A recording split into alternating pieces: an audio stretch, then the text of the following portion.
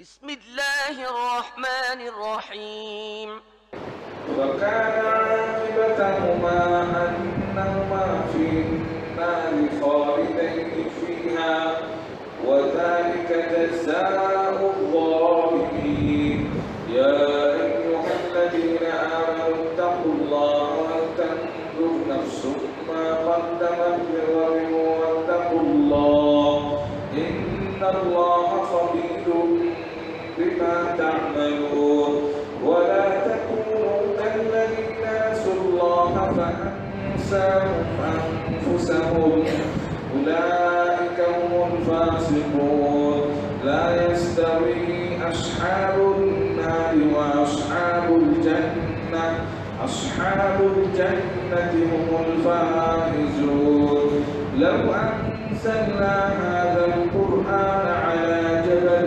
لرأيته خاشعا متصدعا من خشية الله وتلك الأمثال نضربها للناس لعلهم يتفكرون والله الذي لا إله إلا هو عالم الغيب والشهادة هو الرحمن الرحيم هو الله الذي لا إله إلا هو الملك القدوس السلام المؤمن المهيمن العزيز الجبار المتكبر سبحان الله عما يشركون والله الخالق البارئ المصور له الأسماء الحسنى يسبح له ما في السماوات والأرض وهو العزيز الحكيم আপনাদের মাঝে এখন বক্তব্য রাখবেন জনাব মতিউর রহমান মাদানী সাহেব। السلام عليكم ورحمة الله وبركاته إن الحمد لله نحمده ونستعينه ونستغفره ونعوذ بالله من شرور أنفسنا ومن سيئات أعمالنا من يهده الله فلا مضل له ومن يضلل فلا هادي له وأشهد أن لا إله إلا الله وحده لا شريك له وأشهد أن محمدا عبده ورسوله صلى الله تعالى عليه وعلى آله وصحبه وسلم تسليما كثيرا أما بعد فقد قال المؤلف رحمه الله تعالى فصل في هديه صلى الله عليه وسلم في حفظ الصحة قال الله تعالى وكلوا واشربوا ولا تسرفوا إلى آخره। সম্মানিত ভাতৃমণ্ডলী, আল্লাহ রাব্বুল আলামিনের প্রশংসা এবং প্রিয় নবী সাল্লাল্লাহু আলাইহি ওয়াসাল্লামের উপর সালাতু সালামের পর জুমাবার 26শে সফর 1446 হিজরি মোতাবেক 30শে আগস্ট 2024 আমাদের ধারাবাহিক আলোচনা সংক্ষিপ্ত জাদুল মাদ থেকে পর্ব নম্বর 83, বিষয়বস্তু স্বাস্থ্য সুরক্ষা সম্পর্কে রাসূলুল্লাহ সাল্লাল্লাহু আলাইহি ওয়াসাল্লামের আদর্শ। স্বাস্থ্য সুরক্ষা, স্বাস্থ্য সচেতনতা, এই ভাষাগুলি আজকাল খুব প্রয়োগ করা হচ্ছে এবং এর ওপর খুব বেশি গুরুত্ব দেওয়া হচ্ছে। প্রতিটি দেশে জনগণ সচেতন হয়েছে। একটা সময় ছিল আমাদের জীবনেই যে মোটা হওয়াটাকে, ওজন ভারী করাটাকে বড়ই যোগ্যতা মনে করা হইতো, যে সৌদি আরবে যাক, শরীর স্বাস্থ্যটা তো তৈরি করে নিয়ে এসছে। শুনেছেন আপনার? হ্যাঁ, যদি 1 বছর 2 বছর, আমাদের ইউনিভার্সিটির ছাত্ররা তো 9 মাস পরে 3 মাস ছুটি পায়। 9 মাস পরে যেমন ছিলাম তেমন হয়ে গেছি প্রথম বছরে। হ্যাঁ, তো বলছে কিছু খেয়েছে সৌদি আরবে, যে সৌদি আরবে হাওয়াই লাগেনি, শরীরে সৌদি আরবের হাওয়া বাতাসই লাগেনি, কিছু লাগেনি। কিন্তু কিছু কিছু মানুষ খুব তাড়াতাড়ি মোটা হয়ে যায়, তো খুব সুনাম তাদের একটা। আজকে থেকে 30 বছর 35 বছর আগের কোটা ছিল। দ্রুত 10 থেকে 15 বছরের ভিতরে মানুষ সচেতন হতে শিখেছে। কি খাবো, কি খাবো না, কি খেলে মরবো, চর্বি জমে যাবে, তো কি খেলে সুগার বেড়ে যাবে, তো কি খেলে প্রেশার বেড়ে যাবে, হ্যাঁ কীভাবে শরীরকে মানে ডায়েট কন্ট্রোল করবো, ইত্যাদি ইত্যাদি, অর্গানিক খাবার, এসব নতুন নতুন ভাষা। 1400 বছর আগে নবী সাল্লাল্লাহু আলাইহি সাল্লাম যে দিক নির্দেশনা দিয়েছেন কোরআন এবং সুন্নাহর মাধ্যমে, সেটা যদি মানুষ ফলো করে তাহলে কারও কথা শোনা দরকার না। আজকে ওই বিষয়টা রয়েছে, খুব গুরুত্বপূর্ণ বিষয়। জি, এতে দিনও সুন্দর থাকবে, দুনিয়াও সুন্দর থাকবে। কারণ খাওয়া দাওয়া যদি নিয়ম মাফিক হয়, ইবাদত বন্দেগীতে মনোযোগী হইতে পারবেন, মনোনিবেশ করতে পারবেন এবং সক্রিয় থাকবেন, অ্যাক্টিভ থাকবেন, গাফিলতি আসবে না যদি সব কিছুর মানদণ্ড ঠিক থাকে। কিন্তু বেশি খেয়ে নেন তো মান আকালা কাসীরান নামা কাসীরান, যে খুব বেশি বেশি ভক্ষণ করে খায় সে বেশি ঘুমায়, যত খাবে তত ঘুম আসবে। ওমান নামা কাসীরান, যে খুব বেশি ঘুমাবে, খাসেরা কাসীরান, সে সব বেশি ক্ষতিগ্রস্ত হবে দিন দুনিয়া উভয় দিক থেকে। হ্যাঁ, হেভি একটা দাওয়াত রাতে খেয়ে নিলেন, আর তাহাজ্জুদ গুজার ব্যক্তিও তাহাজ্জুদ পড়তে পারবে না, আর পড়লেও কোনো খুশু হবে না, বডি পড়ছে, অন্তর মোটেই তাহাজ্জুদ পড়ছে না, রবের সাথে মানে সম্পর্ক কায়েম রাখতে পারছে না, আর শরীর চলছে না, অবশ। এমনকি ফজরও মিস হয়ে যাবে, সূর্য উঠে যাবে।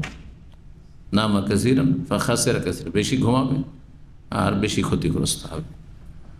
আর যদি আপনি বলেন যে না, আমি শরীরকে আজাব দিব, খাবো না, আমি ভাত ছুঁইব না, একবারে যেমন কিছু কিছু লোকের শুরু করেছে, ভাত আর রুটি বাদ, বাকিগুলো খাও।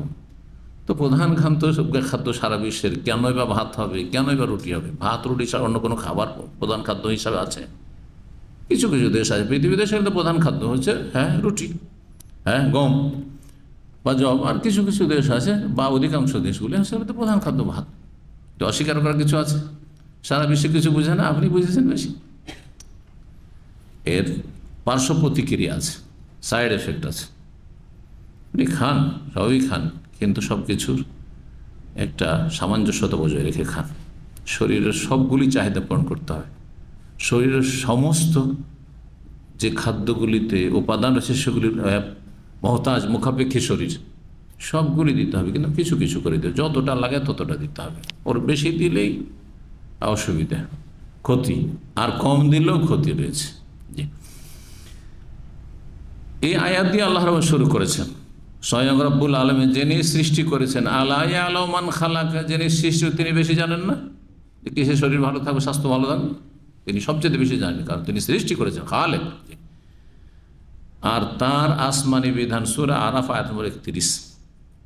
লেখক বলছেন যে এই অধ্যায় হচ্ছে স্বাস্থ্য সুরক্ষা সম্পর্কে রাসূলুল্লাহ সাল্লাল্লাহু আলাইহি ওয়াসাল্লামের আদর্শ। ফি হাদিহি সাল্লাল্লাহু আলাইহি ওয়াসাল্লাম ফি হিফজি সিহা। হাদিয়ুন মানে আদর্শ, হেফজ মানে সুরক্ষা, হেফাজত করা, আর সেহা মানে স্বাস্থ্য। আল্লাহ তাআলা, মহান আল্লাহ ইরশাদ করেছেন, ওকুলু ওয়াশরাবু, তোমরা পানাহার করো। শরীরে যতটা খাবার লাগে ততটা খাও, যতটা পানি লাগে ততটাই দাও। সবসময় পানির অভাব রাখবেন, শরীরে ক্ষতি করবে। আর সবসময় শুধু পানি আর পানি। কিছু লোক আছে বেশি পানি খান, সবসময় বেশি পানি খান, এবার মাঝে মাঝে শরীরে টানও দিতে হয়। এই জন্য সিয়াম, রোজা, এই হিকমতে রোজা সিয়াম, যাতে পানাহার থেকে বিরতি, দীর্ঘ সময় ধরে, সারাদিন 15 ঘন্টা থেকে 18 ঘন্টা, 20 ঘন্টা, অনেক দেশে ক্ষতিকর নয় সেটা, মাঝে মাঝে প্রয়োজন রয়েছে। কৃষি কাজ করেছেন আপনারা? কৃষি কাজ করেছেন না? যেসব ধানগুলি সেচের মাধ্যমে, আর যেগুলো অধিকাংশ ধান আউশ ছাড়া এক যুগ ছিল শুধু, সবগুলি সেচের ধান, তাই না? তাতে যে পানি সেচ করা হয় সবসময় কিন্তু পানিতে ডুবিয়ে রাখে না। মাঝে মাঝে কৃষকরা কি করে, জমিকে শুকান দেয় বলে। হ্যাঁ, যদি আমি কৃষিকাজে লাঙ্গলজি বলে ধরিনি, কিন্তু সব জানি, কথা বোঝা গেছে? তো শুকান দিলে জমি শুকান দিতে হয়, আবার মাঝে মাঝে রসাইতে হয়। জি, ওই রকমই শরীরটা মানুষের। তো আল্লাহ বলছেন, ওয়াকুলু ওয়াশরাবু, তোমরা পানাহার করো, ওয়ালা তুসরিফু, কিন্তু সীমা লঙ্ঘন করিও না, সীমা অতিক্রম করিও না। জি, বাড়াবাড়ি করিও না। বাড়াবাড়ি আর ছাড়াছাড়ি, এই দুটো হচ্ছে প্রান্তিকতা, দুই সাইডে। রোড, রাস্তা, মাশাআল্লাহ এত সুন্দর রাস্তা, সৌদি আরবের রাস্তা ধারে, হ্যাঁ, কিন্তু দুই দিকে গর্ত আছে না নেই? গর্ত আছে, বালি আছে, তারপর গাড়ির নাম হলে পোল্ট্রি খেতে হবে। হ্যাঁ, বিপদ। তুমি এখন রাজপথে গাড়ি চালিয়ে যাও, ওলা তো সেরকম বাড়াবাড়ি করিও না, এদিকে গেলো বাড়াবাড়ি, ওদিকে গেলো বাড়াবাড়ি। যদি একটার নাম বাড়াবাড়ি, একটার নাম ছাড়াচ্ছে। শরীরকে যদি আপনি যা প্রয়োজন তার বেশি দেন, তো এটা গ্রহণ করার ক্ষেত্রে, নেওয়ার, শরীরে কিছু ঢোকানোর ক্ষেত্রে বাড়াবাড়ি। আর শরীরকে যদি যা লাগবে তার কম দেন, তাহলে আপনি তাকে কন্ট্রোল করাই বাড়াবাড়ি করলেন, বেশি কন্ট্রোল করতে গেলে। ওয়ালা তুসরিফু, এই জন্য আল্লাহ বলছেন তোমরা ইসরাফ করিও না। ইসরাফ মানে শুধু অপচয় করা, মানে টাকা বেশি খরচ করা না। কোরআনের একটি ভাষা অত্যন্ত ব্যাপক, এটাও সামিল তাতে।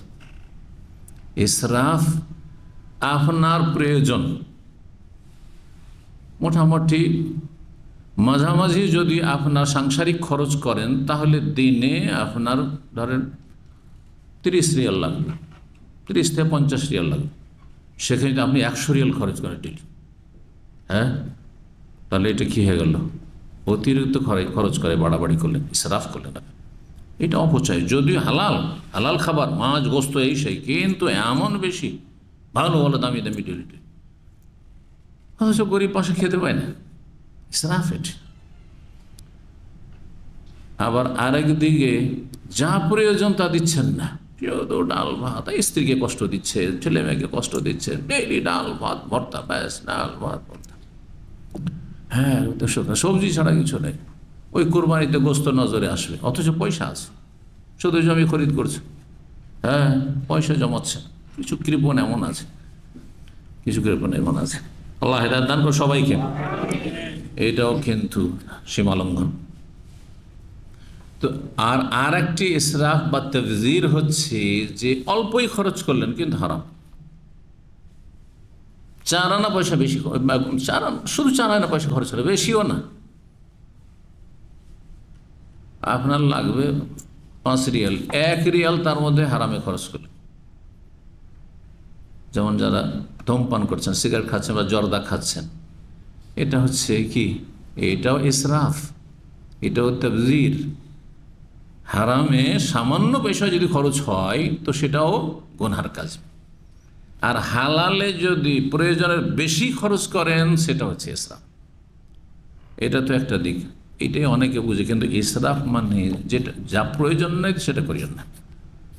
আমরা এই কাপড় যদি 50 টাকা 100 টাকা হয়, তো এগুলো আপনার 200-400 রিয়ালেরও আছে, ইসরাফ না? হ্যাঁ, ইসরাফ। জুতো স্যান্ডেল আপনার ম্যাক্সিমাম 100 রিয়াল 100 রিয়াল চলেন, বেশি পয়সাওয়ালা মানুষ 200-300 রিয়ালে, কিন্তু যদি হাজার রিয়াল, 7,000 10,000 20,000 রিয়ালের জুতো, ঘড়ি 50,000 রিয়ালের ঘড়ি, জানেন না? এরকম ঘড়ি আছে, ইসরাফ এগুলো। তো এখানে ইসরাফ কথাটি অত্যন্ত ব্যাপক অর্থে রয়েছে।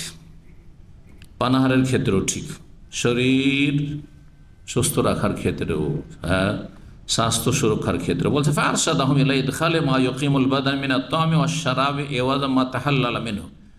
আল্লাহ রাব্বুল আলামিন মানব জাতির দিক নির্দেশনা দিয়েছেন, ইলা ইদখালি মা ইউকিমুল বাদান, এমন কিছু ভিতরে প্রবেশ করানোর জন্য যা শরীরকে সুস্থ রাখে, সবল রাখে, দাঁড় করে রাখে। তা কি? মিনাত তা'আম, খাদ্য হোক, ও শারাব অথবা পানীয় হোক, খাবার পানি যেটা দিয়ে শরীরটা সুস্থভাবে চলাফেরা করে। খাওয়া দাওয়া কিসের জন্য? বেঁচে থাকার জন্য।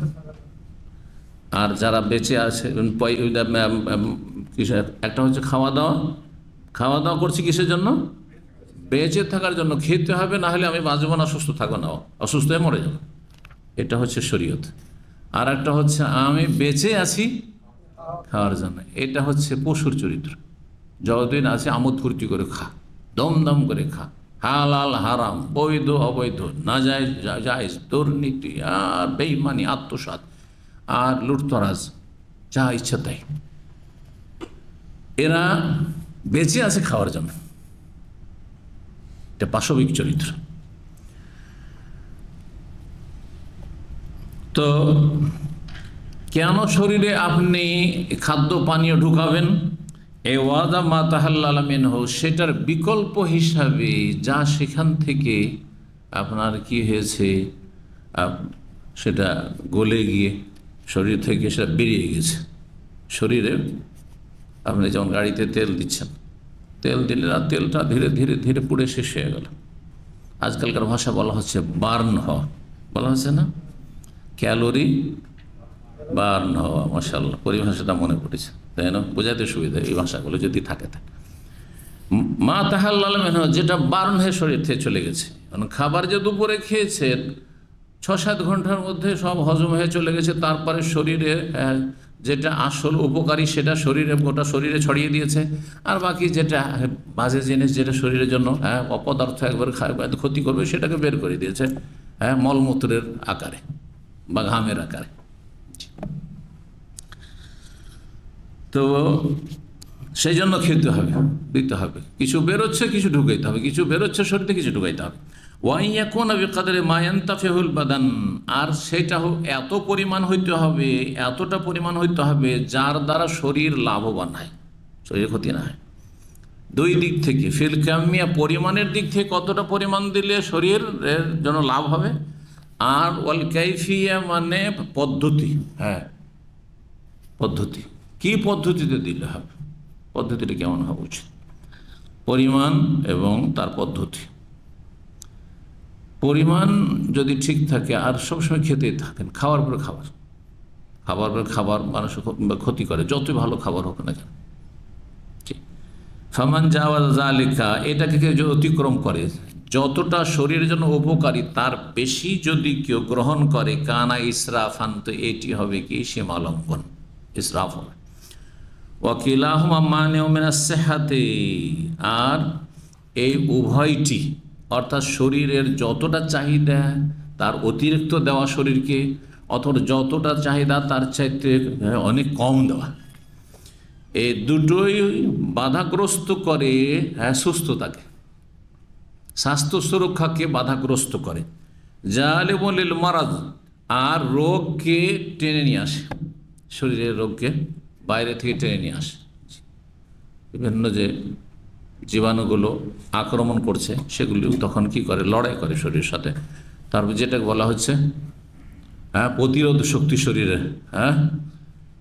সেটা দুর্বল হয়ে পড়ে, তখন মানুষ রোগাক্রান্ত হয়। দেখেন আমাদের চারপাশে অনেক ভাইরাস জীবাণু আছে, কিন্তু আমাদের সাথে লড়াই করে, শরীরে যদি চাহিদা ঠিক পূরণ থাকে আর শরীরের মধ্যে প্রতিরোধ ক্ষমতা থাকে, লড়াই করে ওগুলো হেরে যায়, যার ফলে আক্রমণ করে না। রোগী কিছু কিছু রোগ আছে ছোঁয়াচে টাইপের, যেমন এই অ্যালার্জির সর্দি, কারো হাঁচি পড়েছে খুব বেশি, ওর পাশে আছেন যাকে সর্দি জ্বর হয়েছে, ভাইরাল জ্বর হয়েছে, তাদের সাথে বসবাস করছেন 2-4-5 জন, দেখা গেল যে 2 জন অসুস্থ হয়ে গেল, একজনকে কিছুই হলো না। প্রথম তো সব কিছুর মালিক আল্লাহ রাব্বুল আলামিন, ঠিক না? কিন্তু বাস্তবতা হচ্ছে যে আল্লাহ কিছু কিছু রোগকে এমন করেছেন, এমন চরিত্রের করেছেন যে সেগুলি ছোঁয়াচে, এটা ঠিক আছে আপনার জায়গায়, কিন্তু তার মধ্যেই ক্ষমতা নেই। তাহলে আল্লাহ কি করেছেন, শরীরে আমাদের প্রতিরোধ ক্ষমতা তৈরি করে, প্রত্যেকের সমান সমান না, কারো প্রতিরোধ ক্ষমতা দুর্বল, তখন ওই পাশের লোকের হাঁচি পড়া থেকে আর ওই সর্দি জ্বর থেকে আক্রান্ত হয়ে গেল, একটুতে আক্রান্ত হয়ে গেল। ওমরা করতে গিয়ে, হজ করতে গিয়ে বেশিরভাগ লোক অসুস্থ আসছেন, কারণ সারা বিশ্বের বিভিন্ন দেশে বিভিন্ন খারাপ ভাইরাসগুলো নিয়ে এসছে। এই ভাইরাসগুলো সব আবহাওয়াতে ছড়িয়ে আছে,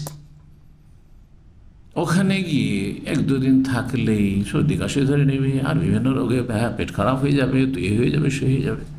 আপনার শরীরের ডিফেন্স শক্তি কম আছে সেই জন্য, কিন্তু অনেকে আছে কঠোর পরিশ্রম করে আসলে কিছুই হলো না, দেখবি ডিউটি করছে।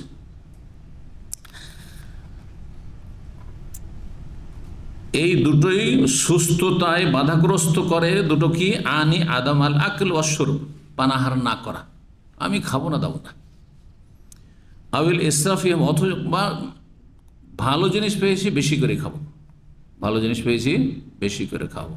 অনেকে এই ধরনের মন্তব্য করে, ভালো দাওয়াত টাওয়াত পেয়ে গেলে রাত্রে বেশি করে খেয়ে নিই, কালকে নাস্তা করবো না। শুনেছেন না? আমার একটা দায়ীদের পার্টি ছিল অনেক এক সময়, একদিন ছিল, তখন দাওয়াত টাওয়াত যেতাম অনেক আগে, 15 বছর 20 বছর আগের কথা। তো ভালো খাবার, খুব দামি কোনো জায়গায় ছিল, মনে নেই কার বাড়িতে ছিল, ওখানে বাসায়। তো যাই হোক, এত সুন্দর খাবার হারা যাবে না, বেশি করে খেতে হবে। আপোষ আলোচনা চলছে আর খাচ্ছে, যার যতটা মন চাইছে খাচ্ছে। তো একজন সিনিয়র পুরাতন দায়ী, আমার বন্ধু মানুষ, দেশে চলে গেছেন, হাফেজাহুল্লাহ, বলছেন ভালো খাবার তো খান, কালকে নাস্তা করবেন না, একবারে জোহরি খাবেন। বুঝছে এটা উপকারী না উপকারী না?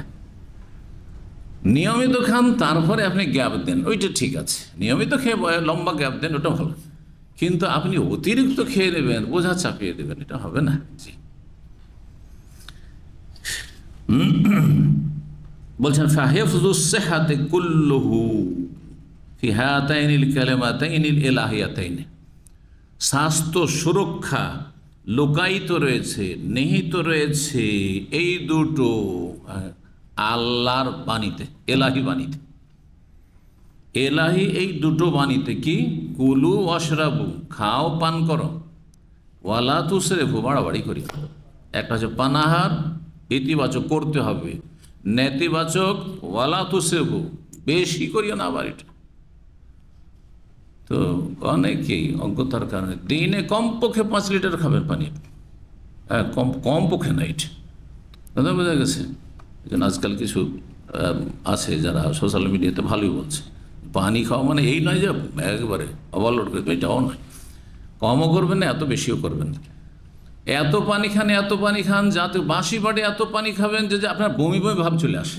আর বাড়াবাড়ি এটা না, ঠিক আছে 2 গ্লাস 3 গ্লাস খান, কিন্তু 5 গ্লাস একসাথে খাবো 2-3 লিটার একেবারে না না। ওয়ালামা কানাতিস সিহহাতু ওয়াল আফিয়াতু মিন আজাল্লি নিআমিল্লাহি আলা আবদিহি, বলছেন সুস্থতা এবং সার্বিক নিরাপত্তা। আফিয়াত, আফিয়াতের দুটো অর্থ, একটা হচ্ছে নিরাপত্তা আর নিরাপদ থাকা, হ্যাঁ, শারীরিক, মানসিক বা পার্থিব। আরেকটি হচ্ছে সার্বিক নিরাপত্তা। আফিয়াত মানে ইহকাল পরকালের নিরাপত্তা, ওইটাকে আফিয়া মুতলাকা বলা হয়, আসছে কথাটি। যেই ব্যক্তির মধ্যে আফিয়াত মুতলাকা রয়েছে, মানে সার্বিক দিক থেকে আফিয়াত রয়েছে, মানে দিনের দিক থেকে পারলৌকিক দিক থেকেও সার্বিক দিক থেকে নিরাপদ, কোনো আযাবের আশঙ্কা নেই, আল্লাহর পকড়াওয়ার আশঙ্কা নেই, এটা হচ্ছে পারলৌকিক নিরাপত্তা, আফিয়াত, আফিয়াতুল আখেরা। আর একটা হচ্ছে পার্থিব নিরাপত্তা, যে শারীরিক, মানসিক আর পারিবারিক, হ্যাঁ, আর্থিক, সামাজিক, এই যতগুলি প্রয়োজন পড়ে পৃথিবীতে, এইসব আফিয়াত, এইসব দিক থেকে নিরাপদ। দুটোই যদি কারো হাসিল হয়ে যায়, এর চেয়ে বড় নিয়ামত কিছু নেই। দুনিয়া আখেরাতে সার্বিক কল্যাণ পেয়ে গেল, রব্বানা আতিনা ফিদ দুনিয়া হাসানা ওয়া ফিল আখিরাতি হাসানা ওয়া কিনা আযাবান আফিয়াতুদ দুনিয়া ওয়াল আখিরা। দুনিয়াতে আপনার শরীরের,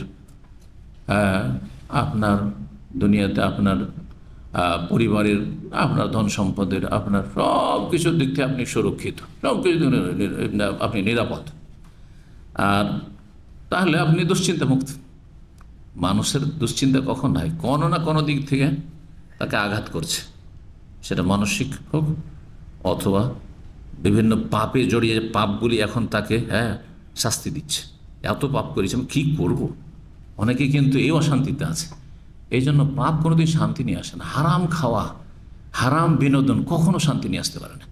যারা পাপের জীবনযাপন করে, মনে করে যে আমার খুব দুশ্চিন্তায় ভুগতাম, তখন আমি সিগারেট খাওয়া শুরু করেছি।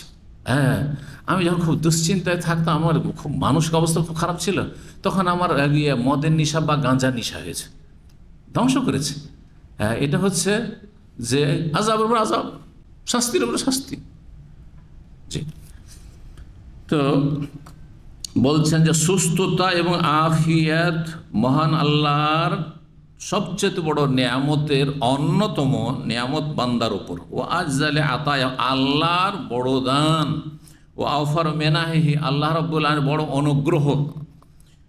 বারিল আফিয়াতুল মুতলাকা, বরং যদি বলি সার্বিক দিক থেকে আফিয়াত, এটি মিন আজাল্লিন নিয়ামত আল ইতলাক, সবচেয়ে বড় নিয়ামত। যার দিনও সুন্দর, দুনিয়াও সুন্দর, হ্যাঁ, তাহলে আখেরাতও সুন্দর আর ইহকালও সুন্দর। কোনো দিকে সাইডে মানুষের জন্য যা প্রয়োজন, কোনো দিকে কোনো রকমের ত্রুটি নেই। বাড়িতে গেলেও শান্তি, অফিসে আসলেও শান্তি, ব্যবসা করলেও শান্তি, টাকা পয়সা নিয়ে চলাফেরা করলেও শান্তি, হ্যাঁ, সামাজিক শান্তি, রাষ্ট্রীয় শান্তি, জাতীয় নিরাপত্তা রয়েছে, আন্তর্জাতিক নিরাপত্তা রয়েছে। এই তো দুনিয়া তুচ্ছ, সবগুলি তো তুচ্ছ, আখেরাতে তোলেন। আখেরাতে নিরাপত্তা সবচেয়ে বড় নিয়ম। মরে গেলেও সুখী আর বেঁচে থাকলেও সুখী, এটি হচ্ছে আফিয়াতুল মুতলাকা।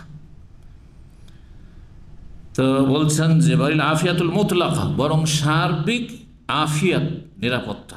আফিয়াতের শাব্দিক অর্থ বাংলা আমি অনেকবারই বলেছি, বাংলা কোনো শব্দ নেই যে একটা শব্দ দিয়ে এই আফিয়াতের অর্থ করা যেতে পারে। আফিয়াতুন ফিল বাদান, আফিয়াতুন ফিল মাল, আফিয়াতুন ফিল আহল, আফিয়াতুন ফিল আমন ওয়াল আওতান, দেশে আফিয়াত। আপনি এখানে খুব ভালো আছেন, টাকা পয়সার অভাব নেই, আপনার আয়েশ আরামের অভাব নেই, কিন্তু বাড়িতে পরিবার অশান্তিতে আছে, নিরাপত্তাহীনতা ভুগছে। ছেলে মেয়ে স্কুলে গেলে আপনি খুব ঝুঁকিপূর্ণ অবস্থায় আছেন, শান্তি পাবেন? দুনিয়াতে সামান্য একটু আফিয়াত ব্যাহত হইলেই কত যে অশান্তি। তাহলে আখেরাত, যদি দুনিয়ার সব আছে কিন্তু আখেরাত নাই, যারা বেদিন লোক, দুনিয়াদার, তাদের কি অবস্থা চিন্তা করুন। ওরা মনে করে যে আমাদের জীবনটা খুব সুখী জীবন। না না, কোনো সুখী না। মাতাউন কালিলুন সুম্মা মাওয়াহুম জাহান্নাম, সামান্য ভোগের সামগ্রী, তারপরেই জাহান্নামের শাস্তি। তো যখন আল্লাহ রাব্বুল আলামিনের পক্ষ থেকে সার্বিক নিরাপত্তা, আফিয়াত সবচেয়ে বড় নিয়ামত, আর ফাহাকিকুন বিমান রুজিকা হাজ্জা মিনাত তৌফিক, তাহলে তার জন্য উচিত যাকে তৌফিকে অংশ দেওয়া হয়েছে, আল্লাহর পক্ষ থেকে সাহায্য করে তৌফিক দেওয়া হয়েছে, যে শরীরটা সুস্থ আছে, মানসিক দিক থেকে এখন সুস্থ আছেন আপনি, হ্যাঁ, তারপরে আপনি আর্থিক দিক থেকে সুস্থ আছেন, পারিবারিক থেকে সুস্থ আছেন, তাহলে আপনার জন্য করণীয় কি? হ্যাঁ, মোরা আতোহা, সেটার ভালো করে যত্ন নেবেন, লক্ষ্য রাখবেন। ওয়া হেউজুহা, সেটাকে সুরক্ষিত রাখা। ওয়া হেমায়াতুহা আম্মা ইউদাদ্দুহা, তার পরিপন্থী বিষয় যেগুলি নষ্ট করে অথবা দুর্বল করে সেগুলি থেকে সেটাকে সুরক্ষায় রাখা, হেফাজতে রাখা, প্রোটেকশনের ব্যবস্থা করা, যাতে করে এটা লাস্টিং করে। আশা করি কথাগুলি বুঝছেন না? শরীর আল্লাহ সুস্থ দিয়েছেন, আর আপনি এমন এমন খাবার দাবার গ্রহণ করছেন, এমন আচরণ করছেন, শরীরের সাথে দুর্ব্যবহার করছেন, যে দ্রুত আপনার শরীর কি হয়ে গেল? ক্ষতিগ্রস্ত হয়ে গেল, স্বাস্থ্য আপনার ডাউন হতে চলল। এটা খাবার দাবারের ক্ষেত্রে, নিদ্রার ক্ষেত্রে। কেউ সারা জেগে থাকে, সোশ্যাল মিডিয়া বড় ফেতনা, আল্লাহ হেফাজত করুন। একজন আমেরিকা থেকে ভাই নিজের ছেলেমেয়ের কথা বলছে, সাবালিক ছেলেমেয়ের কথা বলছে, শেখ বড়ই দিনদার মানুষ, শেখ কি করব, এই ছেলেমেয়েরা সারা রাত সোশ্যাল মিডিয়ায় পড়ে থাকে, বললেও শোনে, চাপ দেওয়া যায় না, ওই সব দেশে বুঝিয়ে কোনো মতেই শুনছে না, সারা রাত জেগে থাকে, সোশ্যাল মিডিয়ায় ডুবে থাকে। আর যে সকালে ঘুমায়, নামাজি আবার ছেলে মেয়ে, পর্দা করে, সুবহানাল্লাহ। সেটা শুধু নামাজ পড়া যথেষ্ট নয়, শুধু পর্দা করা যথেষ্ট নয়, পর্দা করে, নামাজ পড়ে, দিন চর্চা করে, কিন্তু ওই যে ফজর পর ঘুমাইলো, তারপরে বলছে আসর পর্যন্ত উঠতে চায় না, আসরে গিয়ে উঠে। রাতের সামান্য ঘুমের বিকল্প দিনের ঘন্টার পর ঘন্টা ঘুমে দিয়ে হবে না। মানুষ যারা নিরুপায়, যাদের নাইট ডিউটি আছে, তাদের বিষয়টি ভিন্ন। কিন্তু আপনি শখ করে প্রতিদিন ডিউটি শেষ হচ্ছে সন্ধ্যা 5টা 6টায় বা 4টায় 3টায় অথবা রাত 8টায়, আর ঘুমাবেন 12টায়, বদ স্বভাব। হ্যাঁ, কী করছেন আপনি এখানে? কোন আপনার পরিবার আছে, কেন আপনি সময় নষ্ট করছেন? দিন শেখা যেদিন আছে দিন শিখেন, আর তাড়াতাড়ি যান। আর যদি খাওয়া দাওয়া পেয়ে তাড়াতাড়ি হালকা খানা ঘুমিয়ে যান কিছুক্ষণ থেকে। কিন্তু ওই 12টার আগে আমি ঘুমাই না। আজকালকার লোকের কথাই হচ্ছে 12টার আগে ঘুমায় না, ও 12টা 1টা বেজে যায়, 12টা 1টা বাজে আপনি তাহাজ্জুদে তো নসিবই নেই। ফজরে উঠা আপনার জন্য মহা মুশকিল। আর তারপর শরীরটা 3 ঘন্টাও ঘুম হয় না রাত্রে, তাহলে শরীরটা কী করে সুস্থ থাকবে? সকালে হয়তো ওই পর্যাপ্ত পরিমাণও যদি ঘুম পান, তবুও রাতের ঘুমের বিকল্প নাই। তারপর অনেকে পর্যাপ্ত পরিমাণ ঘুম পান না, 5 ঘন্টা 6 ঘন্টা থেকে যাচ্ছে। তো 6 ঘন্টার কম যদি থেকে যায়, তাহলে সেটাও শরীরের জন্য অপকারী। আবার ঘুমাবার জন্য সুযোগ পেয়েছেন জুমার দিন, এই প্রবাসীদের ঘুমাবার দিন, এমন ঘুমায় যে জুমা পাওয়া মুশকিল হয়ে যায়। অনেক দাড়িওয়ালা আমাদের দিনী ভাইদেরকে দেখি, আল্লাহ হিদায়াত করুক।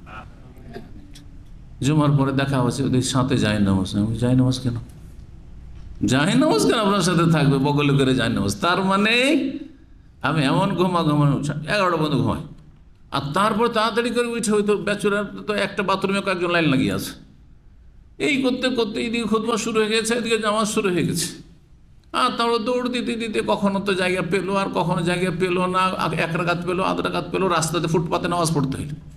এই জুমা হইল, এইভাবে ইবাদতবন্দি করবেন আপনি? আপনি ইসলামিক সেন্টারে এসে দিন শিখছেন, আর আপনি যদি মনে করেন যে জুমার দিনটা মানে আমার ঘুমাবার দিন, সুতরাং 10:30 পর্যন্ত আমাকে ঘুমাইতেই হবে, লোকজন 9টায় মসজিদে চলে আসছে, আপনি 10:30 পর্যন্ত ঘুমাবেন? আপনি কখন গোসল করবেন, কখন আপনি প্রস্তুতি নেবেন জুমার জন্য, আর কখন এসে মসজিদে হাজির হবেন? কি নাকি পাবেন আপনি? ফেরেশতা আপনার নাম নোট করছে, ফেরেশতা তাদের যে আপনার আমল নাম আছে সেটাকে ক্লোজ করে দিয়েছে আপনি আসার আগে। চিন্তা করতে হবে না আপনাকে, নিজের মধ্যে পরিবর্তন, ভালো পরিবর্তন নিয়ে আসতে হয়। এই না যে ঘুমাবার সুযোগ পেয়েছে সীমা লঙ্ঘন করো, কোনো ক্ষেত্রে সীমা লঙ্ঘন চলবে না। তো শরীরকে আল্লাহ নিয়ামত হিসাবে দিয়েছেন, সুস্থতা সব সময় থাকে না, সেটার যদি হেফাজত না করেন, টাকা পয়সা অনেক ইনকাম করছেন কিন্তু যদি হেফাজতে না রাখেন, যে ধার চাইলো তাকেই দিয়ে দিলেন 5,000 10,000, কত জায়গায় যে টাকা পড়ে আছে, এইরকম যদি পাগলের পাগল হন আজকালকার জামানায়, আর যদি যা ইচ্ছা তাই খেলাম, যা যেখানে ইচ্ছা সেখানে খরচ করলাম, কোনো ভবিষ্যৎ বলে কোনো পরিকল্পনা নেই, আমার ভবিষ্যৎ আছে, দুনিয়া আল্লাহ করতে বলেছেন, দুনিয়ামুখী হবেন না, কিন্তু দুনিয়ার প্রয়োজনগুলোকে সামনে রাখতে হবে, আমার কী কী প্রয়োজন আছে, কতটা প্রয়োজন আছে। যদি না করেন তো এই 5,000 7,000 রিয়াল মাসে ইনকাম করে লাভ হবে? কোনো লাভ হবে না। সুরক্ষিত করতে হবে। নবী সাল্লাল্লাহু আলাইহি ওয়াসাল্লাম বলেন এই জন্য স্বাস্থ্য সম্পর্কে নেমাতানে, দুটো আল্লাহর বিশেষ নিয়ামত রয়েছে, মাগবুনুন ফিহিমা, এই দুটো নিয়ামতের ক্ষেত্রে ক্ষতিগ্রস্ত, লসে রয়েছে। গাবান মানে খাসারা, মাগবুন ক্ষতিগ্রস্ত, কাসীরুম মিনান নাস, অনেক মানুষ, অল্প মানুষ নয়, অসংখ্য মানুষ ক্ষতিগ্রস্ত। এই দুটো নিয়ামত কি? আসসিহা, একটি হচ্ছে সুস্থতা, যখন সুস্থ ছিল তখন দিন শিখেনি, যখন সুস্থ ছিল তখন নামাজ পড়েনি, যখন সুস্থ ছিল তখন মেহনত পরিশ্রম করেনি, রুজি রোজগার ভালো করে করেনি, যখন সুস্থ ছিল তখন রোজা রাখেনি, ইত্যাদি ইত্যাদি। যখন পয়সা ছিল তখন দান খেরাত করেনি। জি, এইভাবে সুস্থতা যখন আল্লাহ নিয়ামত দিয়েছেন তখন এর হক আদায় করেনি। যখন অসুস্থ হয়েছে তখন ধাক্কা খেয়ে সোজা হয়েছে, বলছে আমাকে এখন ইবাদতবন্দি করতে হবে, কখন যে মালাকুল মত চলে আসে, কিন্তু শরীর চলছে না, মন লাগছে না, শরীর এমন কষ্ট, এই কষ্ট নিয়ে নামাজ পড়ে খুশু হয় না, রোজা তো রাখতেই পারি না, ফরজ রোজা রাখাই মুশকিল হয়ে যাচ্ছে, তার নফল আর কি সুন্নত রাখবো, রাখতেই পারছি না, হচ্ছে না। মাগবুনুন ক্ষতিগ্রস্ত, আসসিহা একটি হচ্ছে সুস্থতা, আর একটি অল ফারাগ আর অবসর। এই যে সৌদি আরবে 8 ঘন্টা ডিউটি করে আর বাকি যে আরো 16 ঘন্টা ফারাক, একদম শূন্যস্থান, এই সময়টা একদম ফ্রি, এর মধ্যে আপনি 6 ঘন্টা ঘুমাবেন, না 8 ঘন্টা, ম্যাক্সিমাম 8 ঘন্টার বেশি ঘুম ক্ষতি, আর 6 ঘন্টার কম ঘুম ক্ষতি। এটা অনেকবারই আমি বলেছি, এটা একজন মুসলিম যে দিন চর্চা করছে, প্র্যাকটিসে মুসলিম, তাকে জানা উচিত যে আমি 6 ঘন্টার কম ঘুমাবো না, আর 8 ঘন্টার বেশি ঘুমাবো না। তারপরেও কত বছর আরও 8 ঘন্টা ডিউটি করে আসলেন, আর 8 ঘন্টা ধরেন শুইলেন, আর বাকি আরও 8 ঘন্টা। দিনে 5 ওয়াক্ত নামাজ জামাত যতক্ষণ চলে ততক্ষণ যদি ধরেন তো আধা ঘন্টা থেকে 35 মিনিট চলেন, 1 ঘন্টা দিয়ে দেন, ওতে আর একটু বেশি করে দেন, হ্যাঁ, আগে পরে সুন্নত দিন। 5 ওয়াক্ত নামাজে কত টাইম নিল? শুধুমাত্র 1 ঘন্টা, আরও 7 ঘন্টা আপনার কাছে আছে। 7 ঘন্টার মধ্যে আপনি 3 বার খাওয়া দাওয়া করবেন, আধা ঘন্টা ধরেন, খুব বেশি তাও লাগে না, হ্যাঁ, ওতে কত লাগলো? আর 1-1.5 ঘন্টা লাগলো, আরও আপনার কাছে 5.5-6 ঘন্টা আছে। এটা কি করছেন? বলছে বুঝতে পারছে, মোবাইল, ফেসবুক আছে, হ্যাঁ, আর কত যে সোশ্যাল মিডিয়া আছে, সেগুলো করতে করতে টাইম কোথায় চলে যাবে কি সেই পায় না। হ্যাঁ, স্ত্রীকে টেলিফোন করতে হয়, ওতেই 2-4-5 ঘন্টা চলে যায়। এ হলো অবস্থা। এগুলো তো ব্যালেন্স আছে লাইফে, কোনো ব্যালেন্সলেস লাইফ, ক্ষতিগ্রস্ত। এই সময়গুলিতে আপনি প্রতিদিন আপনি 1 ঘন্টা আমি আলোচনা শুনবো, 1 ঘন্টা আমি ইসলামিক বই কোরআন হাদিস পড়বো, সিরাতুন নবী পড়বো, হ্যাঁ, প্রতিদিন 1টা-2টা করে আয়াত হাদিস মুখস্থ করব। পরিকল্পনা থাকতে হবে। পরিকল্পনা থাকলে কোনো ব্যাপার না। আমি অনেক ভাগে জিজ্ঞাসা করেছি, ফ্রি তারা আমার চাইতে বেশি ফ্রি, তাদের জিজ্ঞাসা করেছি যে আপনার প্রতি মাসে কোরআন খতম হয়? বুঝছেন না, সেটা হয় না। কেন হয় না? দায়ী তাদেরকে জিজ্ঞাসা করেছি কেন খতম, আমার যারা জুনিয়র দায়ী ছাত্র অনেক আছে, কেন খতম হবে না? কারণ আমি দেখেছি যে আমার আলাদা সময় বের করার কোনো প্রয়োজন নেই। যদি এটা নিয়মিত পালন করেন, আজান হওয়ার সাথে মসজিদে গেলেন, তাহিয়াতুল মসজিদ পড়লেন আর কোরআন তেলাওয়াতে বসে গেলেন, তাহলে মাস শেষ হওয়ার 10 দিন আগে 20 তারিখ বা 25 তারিখ মধ্যে 1 খতম হয়ে যাবে। 1 পারা পড়তে কত সময় লাগে? একটা দিনে পরীক্ষা করেন আমার কথা, কত সময় লাগে? কারো জানা আছে, আইডিয়া আছে? 1 পারাতে 20 পৃষ্ঠা, তাই না? 20 পৃষ্ঠা পড়তে কয় মিনিট লাগে? কি বলছে 40 মিনিট? আমাকে 15 মিনিট লাগে হক আদায় করে পড়লে, মানে আমি অর্থ বুঝে পড়ি। এক সময় 13 মিনিটে পড়তাম, দেখছি যে হক আদায় হয় না, এটা নাজাইজের দিকে চলে যাচ্ছে। দেশীয় তরিকায়, দেশীয় হাফেজদের তরিকায়, ওই তাদের চাইতে ভালোই পড়তাম, কারণ কিন্তু এটা পড়া যায় না। সেই জন্য আমি 15 থেকে 16 মিনিটে পড়ি 1 পারা। কথা বোঝা গেছে?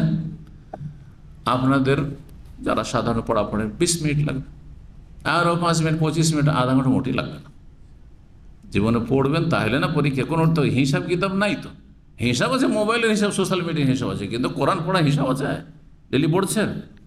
আপনি বসে যান, মোবাইলকে রেখে দেন বালিশের তলায়, একবার অফ করে রেখে দেন, কোনো যেন তাতে কোনো রকমের ইয়ে না থাকে, নোটিফিকেশন না থাকে, আর কোরআন সামনে, কোরআনও আছে আর মোবাইল আছে, কার এই মেসেজ আসলে একটু দেখিনি, তাহলে হবে না, বরকত হবে না এই পড়াই, কিন্তু একেবারে সরিয়ে দিতে হবে। আমি যেহেতু করি সেই জন্য একেবারে চোখের সামনে নেই, কোরআন আছে এখানে, ওটা থাকলে বরকত হবে না, পড়াই হয় এগোচ্ছে না, কোথায় ছাড়লাম ওর কোথায় শুরু করলাম, মোটেই হবে না। হটিয়ে দেন একবারে, আধা ঘন্টা আল্লাহর রাস্তে নিয়ে বসো, আর দেখেন ঘড়ি দেখে শুরু করেন, আর ঘড়ি দেখেন 20 পৃষ্ঠা কখন শেষ হচ্ছে।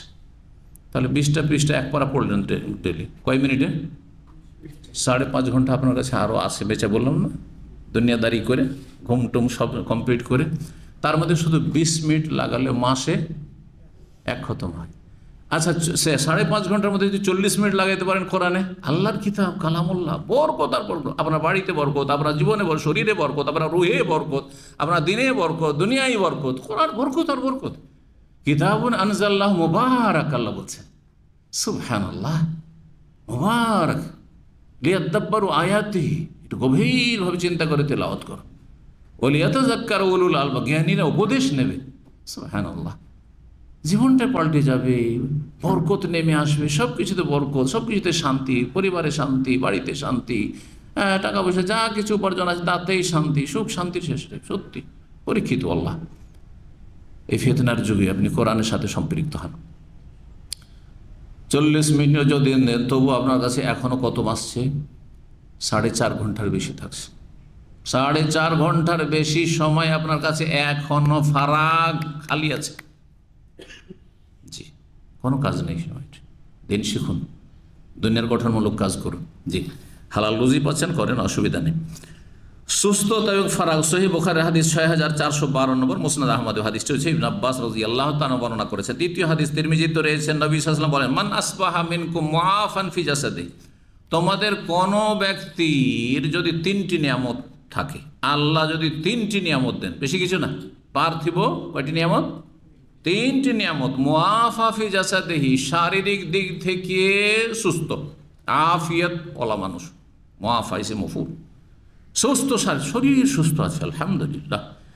আমেনান ফি সিরবিহি, বাড়িতে সে নিরাপদ, যেখানে, বাড়িতে মানে বাসায়, মানে যেখানে বাস করছেন, রুমে গেলে কোনো চিন্তা নেই, হ্যাঁ, আপনি প্রতিষ্ঠানে ডিউটিতে আসলে কোনো চিন্তা নেই, হ্যাঁ, কোনো আশঙ্কা নেই আপনার। আমেনান, দেশে যেখানে বসবাস করছে নিরাপত্তা আছে, চোর ডাকাতের ভয় নেই, গোলাবর্ষণের ভয় নেই, এই ফিলিস্তিন নয় তো সুদান নয়, হ্যাঁ, কোনো অশান্তি নেই। আমেনান ফি সিরবি, দ্বিতীয় নিয়ামত ইনদাহু কুতু ইয়াউমিহি, আর ওর কাছে একদিনের খাবার আছে, কিচ্ছু নেই। আজকে এই যে এখন এসা হতে যাচ্ছে, কালকের খাবার, পরশুর খাবার নেই, শনিবারের খাবার আছে, রবিবারের খাবার নেই। আছে আপনাদের মধ্যে কেউ এরকম? যদি হাহাকার শুরু হয়ে যাবে, মনে হয় এমন মানসিকভাবে ভেঙে পড়বেন যে হয়তো হার্ট ফেল করে দেবেন, যে কী করে খাবো, রবিবারে তো খাবারই নেই, তারপর কিছুই নেই। এই অবস্থা, ইমানের অবস্থা আমাদের। নবী সাল্লাল্লাহু আলাইহি ওয়াসাল্লাম ইনদাহু কুতু ইয়াউমি, আর কুত মানে আবার খাবার না, কুত মানে লায়ামুত। আমরা মাদ্রাসা পড়ার যুগে ওস্তাদদের থেকে সেই কুতের সহজ ব্যাখ্যা হচ্ছে মানে এমন সর্বনিম্ন খাবার যেটা খেয়ে বাঁচতে পারে, মরবেন না। কতটা খাবার খেলে আপনি বাঁচবেন, মরবেন না, চিন্তা করুন তো দেখি। অল্প খাবার আছে, কতই আমি। যদি এই তিনটি নিয়ামত থাকে, কি নিয়ামত মনে থাকবে? হ্যাঁ, কি? শরীর সুস্থ, হ্যাঁ, আর যেখানে আছেন দেশে বাড়িতে নিরাপদ, আর একদিনের খাবার। তাহলে ফাকান্নামা হিজাত লাহু দুনিয়া, তার জন্য গোটা দুনিয়াকে যেন একত্রিত করে দেওয়া হয়েছে। আর কি চাই আপনার? আপনার কাছে পাখির চাইতে বেশি আছে। পাখি তো কোনোদিন টেনশন করে না, হ্যাঁ, খেয়ে দিয়ে পেট ভর্তি করে গজ গজ করছে, এখানে দানা নেড়ে দেখেছেন, হ্যাঁ, কবুতর। আর সকালে কিছু নেই, হ্যাঁ, তাগদু খেমাসান ও তার হবে তা না, সকালবেলা খালি পেটে বেরোয় আর সন্ধ্যাবেলা বেরোয় পেট পুড়ে বেরোয়, পেট ভর্তি করে।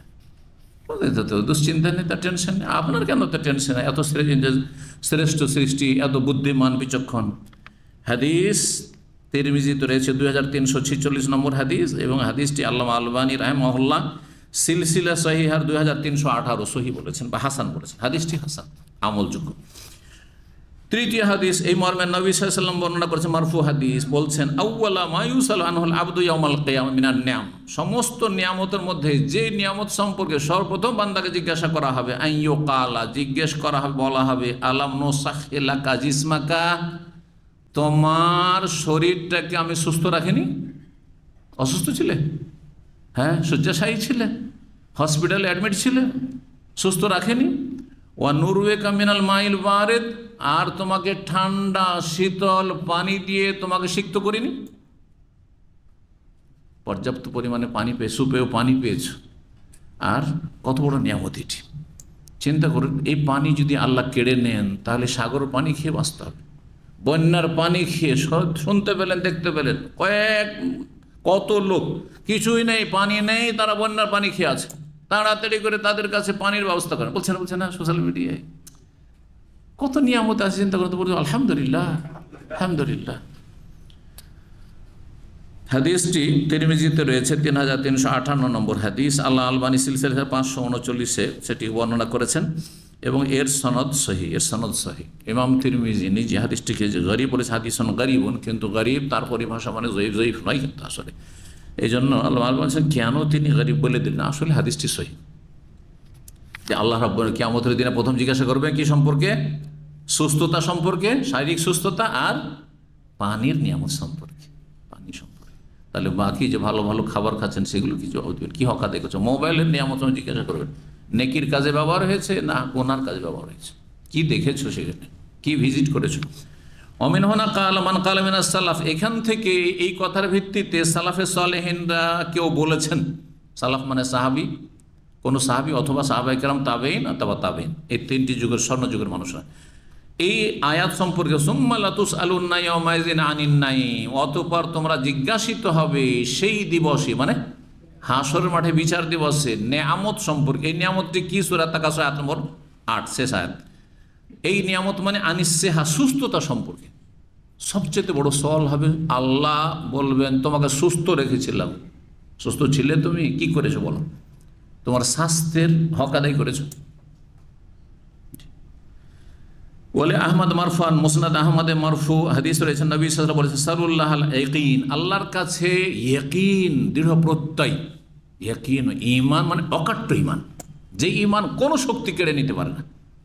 সারা দুনিয়ার প্রলোভন দিয়ে কেড়ে নিতে পারবে না, দুনিয়ার রাজত্ব দিয়ে দেবো তুমি ইসলাম ছেড়ে দাও, কেড়ে নিতে পারবে না। আর সারা দুনিয়ার লোক যদি টুকরো টুকরো করে শাস্তি দেয় তবু কেড়ে নিতে পারবে না। এই ইমানের নাম হচ্ছে ইয়াকিন, ইলমুল ইয়াকিন, আইনুল ইয়াকিন, হাক্কুল ইয়াকিন। কোরআনে কারিমে 3টি ভাষা রয়েছে।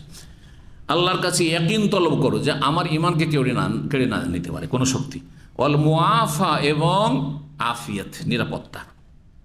ফামাউতি আহাদুন বাদাল ইয়াকিন খায়র মিনাল আফিয়া, কারণ কোন মানুষ ইয়াকিনের নিয়ামতের পরে আফিয়াতের চাইতে বড় নিয়ামত আর কিছু পায়নি। তাহলে সবচেয়ে বড় নিয়ামত হচ্ছে ইমান, ইয়াকিনের নিয়ামত, ইসলামের নিয়ামত, তৌহিদের নিয়ামত, আর তারপরে নিয়ামত হচ্ছে আফিয়াত, মানে সার্বিক নিরাপত্তা। দুনিয়ায় মানুষ নিরাপদ না থাকলে আপনি মসজিদে যেতে পারবেন না, নিরাপদ না থাকলে দার্সে আসতে পারতেন, এসা পড়তে যেতে পারতেন। করোনার সময় দেখেছেন মসজিদ তৈরি আছে, আজান, বাস আজান হচ্ছে, কোনো মানুষ নেই। কেন? আফিয়াত ছিল না, সেই জন্য। ঝুঁকি, কারোর সাথে দেখা করা যাবে না, বাইরে যাওয়া যাবে না, নিষিদ্ধ, গেলে সর্বনাশ করবে তুমি, অন্য কেউ, নিজেও সর্বনাশ হবে। এসব পাঠ পড়িয়ে দেওয়া হয়েছিল আমাদেরকে, আল্লাহ যা ভালো জানেন তা কি ছিল। তো এই হাদিস মুসনাদ আহমদে রয়েছে, ইবনে মাজায় রয়েছে, ইবনে মাজা 3849 নম্বর হাদিস। আর এছাড়া অন্য কিতাবে রয়েছে। আল্লামা আলবানী হাদিসটি সম্পর্কে বলছেন হাসানুন সাহিহ, হাসানুন সাহিহ। জি, বলছেন যে ফাজামা বাইনা আফিয়াত দিন ও দুনিয়া, এই ইয়াকিন এবং মুআফাত, এই দুটোতে দিন এবং দুনিয়ার আফিয়াতকে আল্লাহ নবী সাল্লাল্লাহু একত্রিত করে দিয়েছেন। ইয়াকিন মানে ধর্মীয় নিরাপত্তা, আর দিনের নিরাপত্তা, দিনের নিরাপত্তা মানে আখিরাতের নিরাপত্তা, জান্নাত পাবেন। আর দুনিয়ার আফিয়াত, মুআফাত মানে হচ্ছে দুনিয়ার নিরাপত্তা।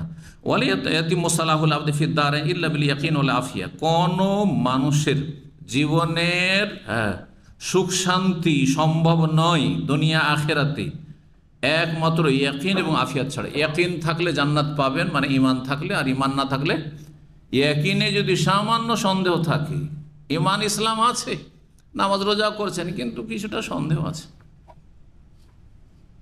কাফের, ঠিক কিনা? মুসলিম না। ইয়াকিন থাকলে আখিরাত নিরাপদ, আর আফিয়াত থাকলে দুনিয়া নিরাপদ। ফলে ইয়াকিন ইয়াদফানু ইকাবাল আখিরা, কারণ মানুষের ইয়াকিন থাকলে আখিরাতের শাস্তি দূরীভূত করবে। ওয়াল আফিয়ার, যদি নিরাপত্তা থাকে দুনিয়া, তাদফানু আমরাজাদ দুনিয়া, দুনিয়ার রোগ ব্যাধিকে দূর করবে, অন্তরের রোগ ব্যাধিকে, অবাদানী শরীরের দুর্ব্যাধিকে, রোগ ব্যাধিকে। অফিস সোনানি নাসাই মারফুয়ান, সোনানি নাসাইতে রয়েছে নবী সাল্লাল্লাহু আলাইহি ওয়াসাল্লাম থেকে মারফু হাদিস, তিনি বলেন সাল্লাল্লাহু আলাইহি ওয়াসাল্লাম, সালুল্লাহ আল আফু আল আফিয়াত আল মুআফা, তোমরা আল্লাহর কাছে কামনা করো, যাচ্চা করো, আফুয়া মানে ক্ষমা। গুনাহ হয়ও যদি, আর আল্লাহ ক্ষমা করে দেন, নেই গুনাহ তাহলে, তাই না? ছিল কিন্তু নেই, শেষ। আফুয়া ওয়াল আফিয়া মানে নিরাপত্তা, ওয়াল মুআফাতা এবং মুআফাত, আফিয়ার মুআফা। ফামা উতি আহাদুন বাদাল ইয়াকিন খায়র মিনাল মুআফা, কোনো মানুষকে ইয়াকিনের পরে সার্বিক নিরাপত্তার চাইতে উৎকৃষ্ট কিছু দেওয়া হয়নি। এই হাদিস সুনান নাসাইতে নেই, কিন্তু ইমাম নাসাইর ছাত্র ইমাম ইবনুস সুন্নি ছিলেন, বিশিষ্ট মুহাদ্দিস। তার একটি কিতাব রয়েছে আমালুল ইয়াউমি ওয়াল লাইলা, আজকারের কিতাব, তাতে 879 আর 888 এতে রয়েছে। মুসনাদ আহমদে হাদিসটি রয়েছে, ইবনে হিব্বানে রয়েছে, ইবনে মাজার 3849 নম্বর হাদিস। হাদিসটি সনদ সহিহ। তাহলে আল্লাহর কাছে ক্ষমা পাওয়া, আফিয়াত পাওয়া মানে নিরাপত্তা, আর মুআফাত মানে মানুষের একে অপরের কাছে ক্ষমা পাওয়া, মানে বান্দার হক কারো নষ্ট করেননি, আপনার দাবি কারো ওপর নেই, আর আপনার উপর কারো দাবি নেই, এটা হইতে পারে মুআফাত। এই 3টি নিয়ামত, যেমন এজালাত শুরু, এই 3টি নিয়ামত যদি কারো কাছে থাকে তাহলে সমস্ত অনিষ্ট তাহলে দূর হয়ে গেছে, কোনো অনিষ্ট নেই। তাহলে অতীতের অনিষ্ট বিল আফু, ক্ষমার মাধ্যমে অতীতের যে অনিষ্ট ছিল, যেগুলো জাহান্নামে নিয়ে যেত, আল্লাহর গজব নিয়ে আসতো, অভিশাপ নিয়ে আসতো, সেগুলি দূর হয়ে গেছে, কারণ গুনাহ মাফ হয়ে গেছে। ওয়াল হাজেরা, বর্তমানটা আফিয়াত, বর্তমানে যা আছেন ভালো অবস্থায় আছেন, নিরাপদ আছেন, সুতরাং বর্তমান অবস্থা ভালো, যেটা চলে যাচ্ছে। ওয়াল মুস্তাকবিল, আর ভবিষ্যৎ মুআফাতের মাধ্যমে, আগামীতে আমি ক্ষমা দৃষ্টিতে দেবো, আমাকে লোকেরা ক্ষমা দৃষ্টিতে দেখবে, অথবা আমার কারো যেন অবিচার না হয়, আর আমি যেন কারো জুলমের শিকার না হয়, মুআফাত। তাহলে আগামীটাও ভালো থাকবে, আগামী দিনটাও ভালো থাকবে। আর এই 3টেই যুগ, কাল হচ্ছে 3টি, যার অতীতও ভালো, বর্তমান ভালো, ভবিষ্যৎও ভালো, এর বেশি আর কি চান? এটাই তো সব কিছু, তাই না? জি, এখানে আজকের আলোচনা শেষ হচ্ছে। ও জাযাকুমুল্লাহু খাইরান ওয়া সাল্লাল্লাহু আলা নবিয়িনা মুহাম্মদ ওয়া আলা আলিহি ওয়া সাহবিহি আজমাইন। আল্লাহ রাব্বুল আলামিনের কাছে দোয়া করি আল্লাহ আমাদেরকে আফিয়াত দান করেন, গুনাহ খাতা মাফ করেন, দুনিয়া এবং আখিরাতে সার্বিক কল্যাণ দান করেন, নিয়ামতের কদর করার তৌফিক দান করেন, মূল্যায়নের তৌফিক দান করেন, হেফাজতের তৌফিক দান করেন। যতদিন আল্লাহ দুনিয়া রাখবেন সুস্বাস্থ্য যেন দান করেন। সমস্ত সার্বিক মানসিক শারীরিক আর যত রকমের ব্যাধি হইতে পারে, অনিষ্ট হইতে পারে, সেগুলি থেকে আল্লাহ হেফাজতে রাখেন এবং আল্লাহ রাব্বুল আলামিন ঈমানের আমলের হেফাজতে তৌফিক দান করেন। আল্লাহর গজব ও সন্তুষ্টি থেকে আল্লাহ বেঁচে থাকা তৌফিক দান করেন। সুবহান রাব্বিকা রাব্বিল ইজ্জাতি আম্মা ইয়াসিফুন ওয়া সালামুন আলাল মুরসালিন ওয়ালহামদুলিল্লাহি রাব্বিল আলামিন। ইন্নাল মুসলিমিনা ওয়াল মুসলিমাতি ওয়াল মুমিনিনা ওয়াল মুমিনাতি ওয়াল কানিতিনা ওয়াল কানিতাত والقانتين والقانتات والصادقين والصادقات والصابرين والصابرات والخاشعين والخاشعات والخاشعين والخاشعات والمتصدقين والمتصدقات والصائمين والصائمات والحافظين فروجهم والحافظات والذاكرين الله كثيرا والذاكرات أعد الله لهم مغفرة وأجرا عظيما.